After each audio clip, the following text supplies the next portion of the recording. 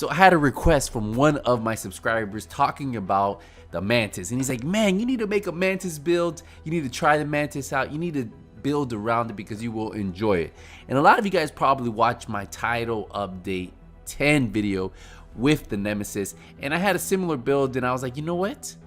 Could we make a one-shot Mantis build? Could we make the Mantis one-shot gold enemies in Division 2 on title update 11 on heroic? I think we can. So we threw a build together, and the build did exactly what I expected it to do. It did what it was supposed to do. We were built for this, and we are one-shotting all of those gold and named enemies. And when I tell you it's one-shotting all gold and named enemies, it is hitting from 15 million to 20 million. I think the max hit I got with full buffs and everything was about 20 million. Yes, 20 million. And when you're hitting about 20 million, you can one-shot almost anything. And it's just beautiful. If you love sniping, if you want to try this Mantis, this weapon is for you. You will be able to one-shot probably 95% of the time. And if you don't one-shot them, it'll be a two-shot for sure. As long as you hit those headshots, it will be a wrap. So let's break down the build. I'm sure you guys are ready. Let's talk about it. So the build is no secret. If you guys have watched any of my sniper builds before, you probably know what I like to run. So let's talk about it. Let's break it down. So we are running the Mantis. Why is the Mantis a good sniper rifle, and what is so powerful about it? So mine is sitting about 900,000, right? It has a 7-round mag. It has marksman rifle damage, headshot damage, and then damage to targets out of cover. So already a really powerful setup, core attributes and attributes for an exotic sniper, right? Now the talent, in plain sight, your scoped view displays additional information about the enemies not targeting you. Headshots and weak points damage against those enemies not targeting you is amplified by 50%. Headshot kills reset the cool of the decoy skill. The bonus will wait until the decoy goes on cooldown if currently active. So this weapon actually works really, really good when running the decoy, and that's why we run it as one of our skills. So yeah, the Mantis and the decoy go hand in hand. Now for the secondary, I like running the mop. I just personally like running this on almost every build now for the fact that it has the armor on kill, and then I put it with preservation so I get additional 10% armor on kill, and I love that. Now we are running the Sharpshooter class, definitely the best class for those sniper builds, and the gear set we're running is aces and eights. Now the 2-piece, remember, gives you marksman rifle damage, the 3-piece gives you that 30% headshot damage, and the 4th piece gives you dead man's hand. Flip a card when landing a shot with the marksman rifle. After 5 cards are flipped, your next shot is amplified by 30%. Depending on what you roll, the more shots you get at 30%. So 4 of a kind is 4, full house is 3, aces is 8 is 2. Now throughout this build, I'll be having weapon damage, headshot damage mods. Now for the chest, this is another crucial part to this build, chain killer. Now why is this so good? It's actually the name Walker Hare's chest. So the 1-piece gives us 5% weapon damage. We have weapon damage on here, we have hazard protection, we have headshot damage, and then we have a headshot damage mod. But the chain killer gives you what's called perfect headhunter. After killing an enemy with a headshot, your next weapon hit within 30 seconds deals an additional 150% damage on the killing blows damage. So that's crazy, right?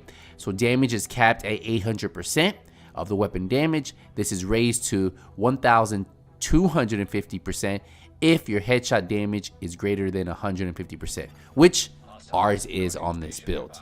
And that's really why you see these high numbers, right? You're seeing 15 million here, you see us hit 18 million there, and then we hit 16 million shots back to back, and they were all one shots because you really don't need more than, I think, 20 million to drop almost any gold or named enemy. That's at the max, so like somewhere like 16 million depending on what enemy it is. Of course, this is on heroic, and these aren't any of those special gold enemies. So if we get into the holster is a second piece of aces and eights, weapon damage, headshot damage. Just like I told you, every piece on here should have weapon damage, headshot damage. I do have some gloves that don't have the headshot damage because I'm still looking for another better pair, but these are god rolled. But yeah, instead of that crit chance, headshot damage. Now where I like to split up this build and change it in title update 11 from what I previously had and some of my other sniper builds is this exotic backpack, the Memento backpack, right? Because it gives you weapon damage, it gives you armor, and it gives you skill tier, right? There's nothing that really does that right now that you can perform at the same level as you could before. And then with the talent kill confirmed and really the long buff of 5 minutes 300 seconds, because once you stack this buff up to 30% weapon damage, 30% skill efficiency, and 3% armor regeneration, you can pretty much keep this fully locked and loaded the whole time. And that's what's really impressive about this.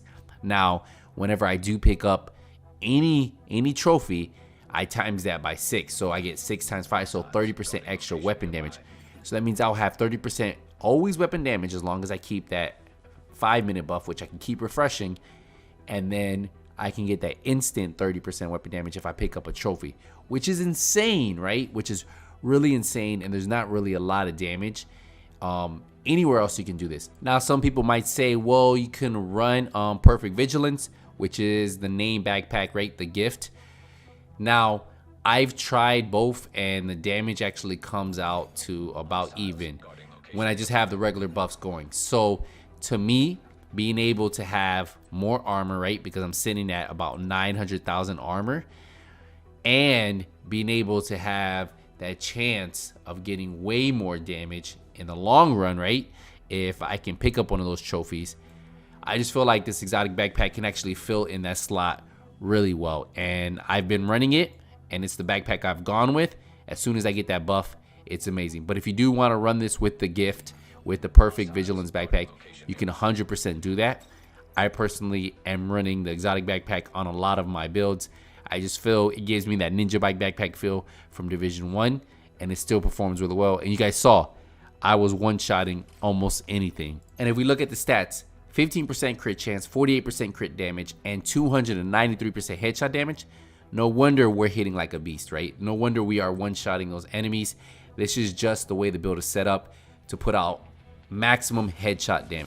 And you 100% can run this with, if you want to run this with the Nemesis, it will work with the Nemesis.